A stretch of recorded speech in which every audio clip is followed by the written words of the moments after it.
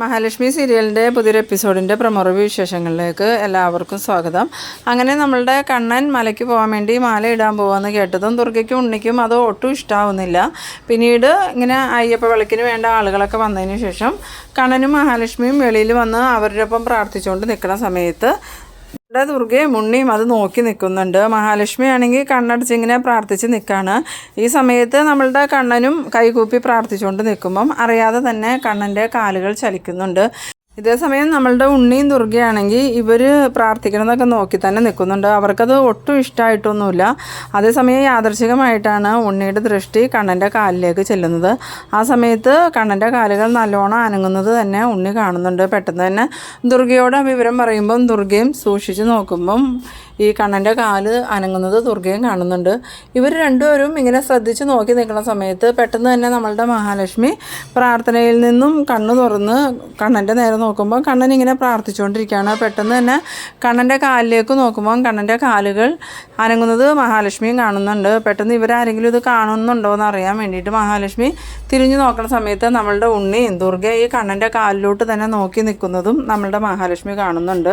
ആ സമയത്ത് മഹാലക്ഷ്മി പെട്ടെന്ന് മനസ്സിൽ വിചാരിക്കുന്നുണ്ട്, ചതിച്ചല്ലോ ഭഗവാനെ, ഇവരിനി ഇത് കണ്ടു കഴിഞ്ഞാൽ പ്രശ്നമാവുമല്ലോ, ഇനിയിപ്പോൾ എന്ത് ചെയ്യുമെന്നൊക്കെ ഇങ്ങനെ മനസ്സിൽ വിചാരിച്ചുകൊണ്ട് വേഗം തന്നെ കണ്ണൻ്റെ കാലുകൾ മറിഞ്ഞ് മഹാലക്ഷ്മി നിൽക്കുന്നുണ്ട്. ആ സമയത്ത് ദുർഗ ചോദിക്കുന്നുണ്ട്, അവൻ്റെ കാല് ശരിക്കും ചലിച്ചോടാന്ന് ചോദിക്കുമ്പോൾ അമ്മേ ഞാൻ കണ്ടതല്ലേ, അല്ലെങ്കിൽ അമ്മ നോക്കിയെന്നും പറഞ്ഞ് ദുർഗ നോക്കണ സമയത്ത് നമ്മളുടെ മഹാലക്ഷ്മി അവിടെ മറിഞ്ഞ് നിൽക്കുകയാണ്.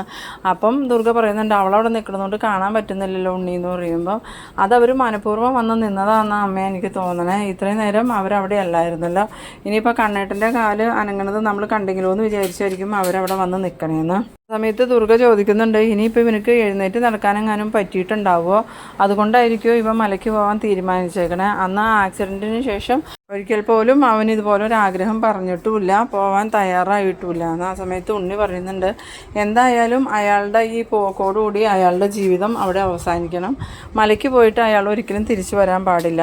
ഇതേസമയം അയ്യപ്പൻ വിളക്ക് നടത്താൻ വന്നവർ ആ ചടങ്ങൊക്കെ കഴിഞ്ഞതിന് ശേഷം കണ്ണൻ്റെ കഴുത്തിലേക്ക് മലയ്ക്ക് പോകാൻ വേണ്ടി മാലയിട്ട് കൊടുക്കുന്നുണ്ട്. ആ സമയം അവർക്ക് ദക്ഷിണയൊക്കെ കൊടുത്തിട്ട് കണ്ണൻ കൈകൂപ്പി അവരോട് പറയുന്നുണ്ട്, എനിക്ക് വേണ്ടി നിങ്ങളെല്ലാവരും പ്രാർത്ഥിക്കണം, ഒരുപാട് ആഗ്രഹങ്ങളുമായിട്ടാണ് ഞാൻ മലയ്ക്ക് പോകുന്നത്, എൻ്റെ ആഗ്രഹങ്ങളെല്ലാം നടക്കാൻ നിങ്ങൾ പ്രാർത്ഥിക്കണം എന്ന് പറയുമ്പം അവർ പറയുന്നുണ്ട്, മോൻ്റെ എല്ലാ ആഗ്രഹങ്ങളും നടക്കും, ഈ പ്രാവശ്യം മല ചവിട്ടി വരുന്നതോടുകൂടി മോൻ്റെ എല്ലാ പ്രശ്നങ്ങളും തീരും, അതുമാത്രമല്ല മോനക്ക് ഈ വീൽ ചെയർ ഉപേക്ഷിച്ച് എഴുന്നേറ്റ് നടക്കാനും പറ്റുന്നു. അത് കേട്ടത് നമ്മളുടെ മഹാലക്ഷ്മിക്കും കണ്ണനും ഭയങ്കര സന്തോഷമാവുന്നുണ്ട്. പിന്നീട് കാണിക്കുന്നത് നമ്മളുടെ മഞ്ജുവും സാഗറും കൂടി ആ ഒരു ടെക്സ്റ്റൈൽസിലേക്ക് വരാണ്. വന്നതും നേരെ അവർ പോകുന്നത് മാനേജറുടെ ക്യാബിനിലേക്കാണ്. മാനേജറുടെ ക്യാബിനിലേക്ക് ഡോറ് തുറന്ന് കയറി ചെല്ലുന്ന മഞ്ജുവിനെയും സാഗറിനെയും കണ്ടിട്ട് മാനേജർ ഒന്ന് ഞെട്ടുന്നുണ്ട്.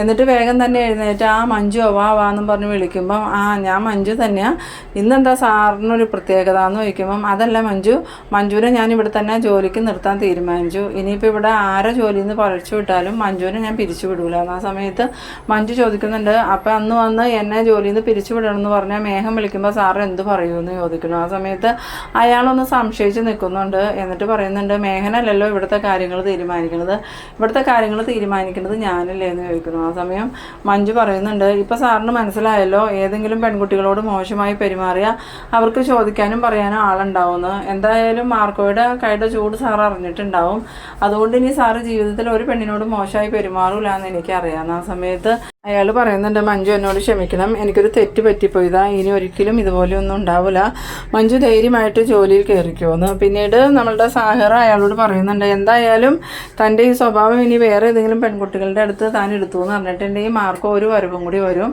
അന്ന് തൻ്റെ അവസാനമായിരിക്കും, എന്തായാലും ഞാനിപ്പോൾ പോവാമെന്ന് പറഞ്ഞ് സാഹിറ അവിടെ നിന്ന് പോകുന്നുണ്ട്.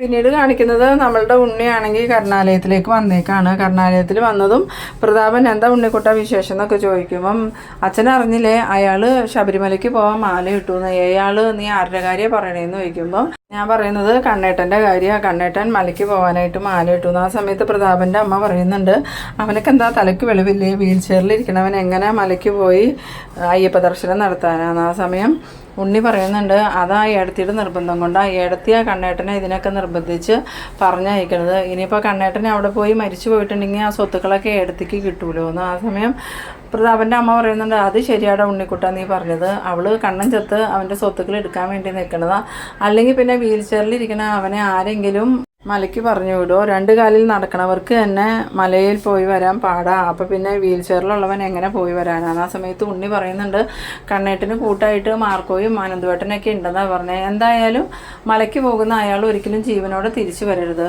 അതിനെന്തെങ്കിലും ചെയ്യാൻ പറ്റുമെങ്കിൽ കണ്ണയുടെ അച്ഛനോട് ചെയ്യാൻ പറയാം. ആ സമയത്ത് പ്രതാപൻ്റെ അമ്മ പറയുന്നുണ്ട് ഇനിയിപ്പോൾ പ്രതാപൻ ഒന്നിനും നിൽക്കുമെന്ന് തോന്നണില്ലാടാ, നീ എന്തായാലും ആ മേഘനോടും കൂടി പറയാമെന്ന്. ആ സമയത്ത് ഉണ്ണി പറയുന്നുണ്ട് മേഘേട്ടനോടും ഞാൻ പറയുന്നുണ്ട്, അയാൾ മലയ്ക്കെങ്ങാൻ പോയി തിരിച്ചു വന്നിട്ടുണ്ടെങ്കിൽ എൻ്റെ അവസ്ഥ കുറച്ചും കൂടി പരിതാപകരമാവും, അതുകൊണ്ട് ഒരിക്കലും അത് അനുവദിച്ചു കൊടുക്കാൻ പാടില്ല എന്ന്. ഇതേസമയം നമ്മളുടെ കണ്ണനും മഹാലക്ഷ്മി ഇങ്ങനെ ഇരുന്ന് സംസാരിക്കുന്ന സമയത്ത് അങ്ങോട്ടേക്ക് ഈ ദുർഗ വരുന്നുണ്ട്. ദുർഗ വന്നിട്ട് മഹാലക്ഷ്മിയോട് ചോദിക്കുന്നുണ്ട് നിനക്ക് എന്താടി ഇത്ര പെട്ടെന്ന് ഇവനെ മടുത്തോ? ആ സമയത്ത് മഹാലക്ഷ്മി ഒന്നും മനസ്സിലാവാത്ത പോലെ ദുർഗയെ നോക്കുമ്പം ഞാൻ ചോദിച്ചത് നീ കേട്ടില്ലേടി, നിനക്ക് മടുത്തത് കൊണ്ടാണോ ഇവനെ മലയ്ക്ക് പറഞ്ഞു വിടാൻ തീരുമാനിച്ചേക്കണേ?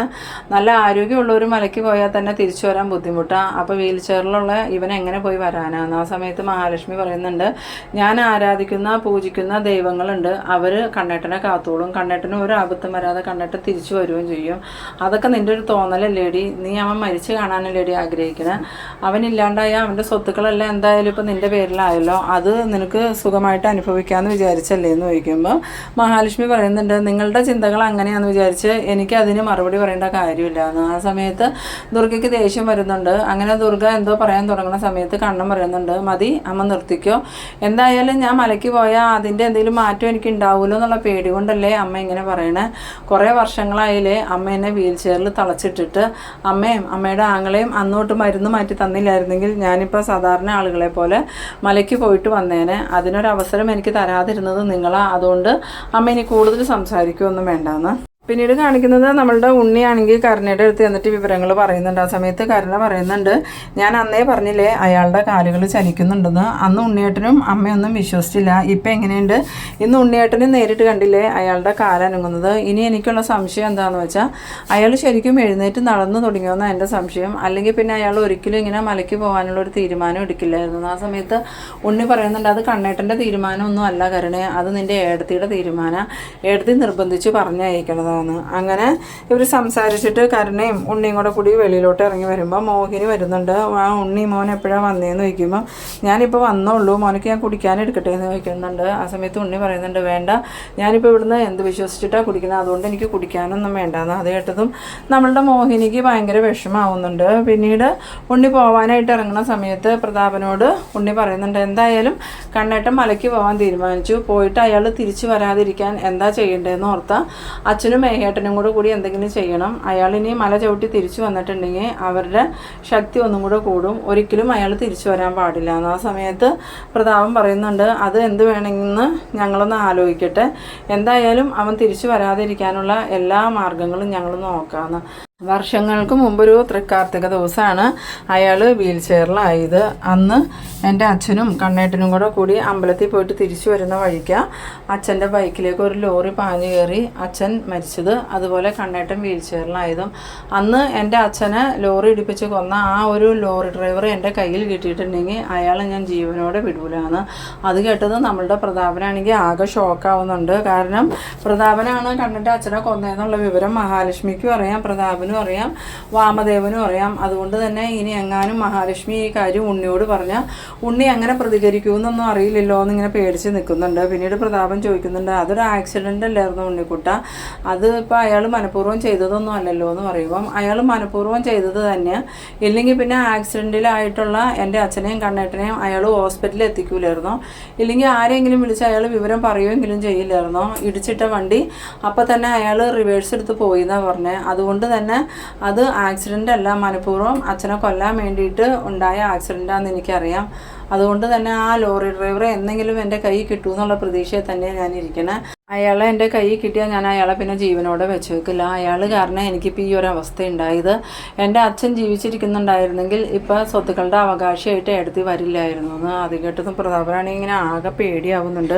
എന്നിട്ട് പ്രതാപൻ ഇങ്ങനെ മനസ്സിൽ വിചാരിക്കുന്നുണ്ട് ഇവൻ്റെ അച്ഛനെ കൊന്നത് ഞാനാണെങ്ങാനും ഇവനെ അറിഞ്ഞിട്ടുണ്ടെങ്കിൽ ഇവൻ്റെ പ്രതികരണം എങ്ങനെയാണെന്ന് പറയാൻ പറ്റില്ല. എന്തായാലും ഇനി മുന്നോട്ടുള്ള കാര്യങ്ങൾ വളരെ സൂക്ഷിച്ച് വേണം കൈകാര്യം ചെയ്യാൻ എന്നിങ്ങനെ മനസ്സിൽ വിചാരിക്കുന്നുണ്ട്. പിന്നീട് കാണിക്കുന്നത് നമ്മളുടെ മേഘനാഥനാണെങ്കിൽ ആ ടെക്സ്റ്റൈൽസിലെ മാനേജറെ കാണാനായിട്ട് വീണ്ടും വരാണ്. അത് വേറെ ഒന്നിനുമല്ല, മഞ്ജുവിനെ പിരിച്ചു വിട്ടതിൻ്റെ സന്തോഷം അറിയിക്കാൻ വേണ്ടി വരുന്നതാണ്. അങ്ങനെ ടെക്സ്റ്റൈൽസിലേക്ക് വന്നു കയറുന്ന മേഘം കാണുന്നത് അവിടെ ഡ്രസ്സൊക്കെ മടക്കി വെച്ചുകൊണ്ട് നിൽക്കുന്ന മഞ്ജുവിനെയാണ്. മഞ്ജുവിനെ കണ്ടതും മേഘനാണെങ്കിൽ ആകെ ഷോക്കായി പോകുന്നുണ്ട്. ഇവളിതെങ്ങനെ ഇവിടെ ജോലിക്ക് വന്നു എന്നുള്ള ചിന്തയിൽ. ആ സമയത്ത് പെട്ടെന്ന് തന്നെ നോക്കണം മഞ്ജു മേഘനെ കാണുന്നുണ്ട്.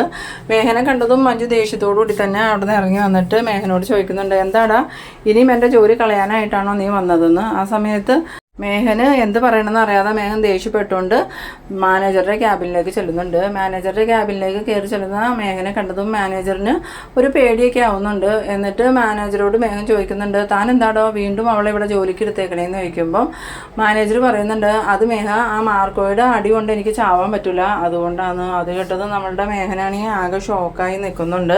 ആ ഒരു സീനിലാണ് ഈ എപ്പിസോഡ് അവസാനിക്കുന്നത്. അപ്പോൾ നിങ്ങളെൻ്റെ വീഡിയോ ആദ്യമായി കാണുന്നവരാണെങ്കിൽ ചാനലൊന്ന് സബ്സ്ക്രൈബ് ചെയ്യാനും ഇഷ്ടമായി ലൈക്ക് ചെയ്യാനും ഷെയർ ചെയ്യാനും മറക്കരുത്. അടുത്തൊരു വീഡിയോയുമായി വീണ്ടും കാണാം.